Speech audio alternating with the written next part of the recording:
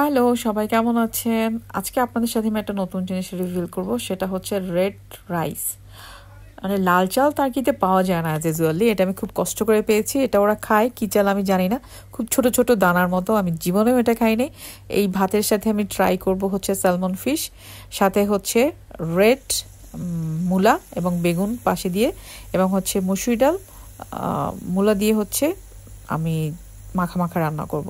So দেশি স্টাইলে যেটা আর কি, স্যালমন ফিশ হচ্ছে ফ্রাই করে নিয়েছি, সাথে হচ্ছে রেড মূলা এবং হচ্ছে বেগুন স্লাইস করে এটাও ভেজে নিয়ে, আমাদের বাংলাদেশি যে দো ভাজি যেটা করে আর কি, সেম মশলা দিয়ে হলুদ মরিচ সব কিছু দিয়ে আমি এটা মাখা মাখা রান্না করেছি।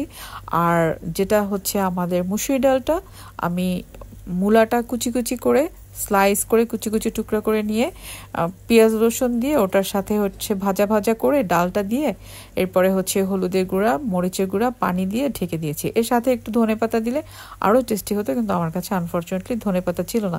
এখানে ধনেপাতা পাওয়া যায় না সচরাচর, অনেক অন্য দোকানে গিয়ে অনেক আর একটা মার্কেটে গিয়ে আনতে হয়, এই জন্য আমার কাছে নাই। সো যেটা হচ্ছে এখানে ডক্টর আমাকে যেটা বলেছে যে লাল চাল স্বাস্থ্যের জন্য উপকারী, লাল ময়দা স্বাস্থ্যের জন্য উপকারী, সেই জন্য আমার এই চালটা খুঁজে বের করা। চালটা খেতে আহামরি কিছুই ছিল না, জাস্ট ওটসের মতো লেগেছে আমার কাছে। মাছটা খুব মজা লেগেছে, ডালটা খুব ওয়াও ছিল। মানে যাক, তবু আলহামদুলিল্লাহ যে খেতে পেরেছি, এটাই শুক্রিয়া। সো কেমন লাগলো জানাবেন, সবাই ভালো থাকবেন, টাটা।